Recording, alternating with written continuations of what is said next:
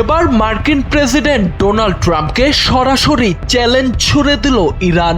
দেশটির বিপ্লবী গার্ড আইআরজিসির মুখপাত্র আলী মোহাম্মদ নাইনি ট্রাম্পকে উদ্দেশ্য করে বলেন, সাহস থাকলে হরমুজ প্রণালীতে জাহাজ পাঠান, তেলবাহী ট্যাঙ্কারগুলোকে নিরাপত্তা দিয়ে পার করে নিয়ে যান। গেল শুক্রবার ইরানের রাষ্ট্রীয় সংবাদ মাধ্যমে দেয়া এক বক্তব্যে এমন হুঁশিয়ারি দেন তিনি। যুক্তরাষ্ট্রকে হুঁশিয়ারি দিয়ে নাইনি আরো বলেন, হরমুজ প্রণালীতে মার্কিন নৌবাহিনীকে ইরান স্বাগত জানায়, তারা আসুক, ট্যাঙ্কারগুলোকে পাহারা দিয়ে হরমুজ পার করাক। JBS holdings limited. আমরা সেখানেই তাদের জন্য অপেক্ষা করছি।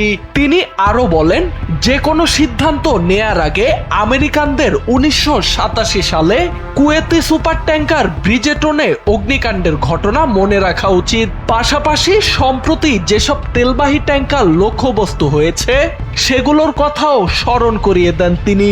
এর আগে গেল মঙ্গলবার ট্রাম্প বলেন, প্রয়োজন হলে হরমুজ প্রণালী দিয়ে চলাচলকারী তেলবাহী ট্যাঙ্কারগুলোকে পাহারা দিয়ে নিরাপদে পার করে দিতে পারে মার্কিন নৌবাহিনী। প্রসঙ্গত, হরমুজ প্রণালী বিশ্বের জ্বালানি সরবরাহের অন্যতম গুরুত্বপূর্ণ রুট। বিশ্বের মোট ব্যবহৃত তেলের প্রায় 20 থেকে 25% এই পথ দিয়েই প্রবাহিত হয়। সৌদি আরব, ইরাক, কুয়েত এবং সংযুক্ত আরব আমিরাতের তেল রপ্তানির প্রধান পথও এটি। ইরানে যুক্তরাষ্ট্র ও ইসরায়েলের হামলার পর গেল 2 মার্চ এই গুরুত্বপূর্ণ জলপথ বন্ধ করে দেয় তেহরান। এরপর থেকে হরমুজ প্রণালী দিয়ে জাহাজ চলাচল ও জ্বালানি রপ্তানি কার্যত বন্ধ রয়েছে।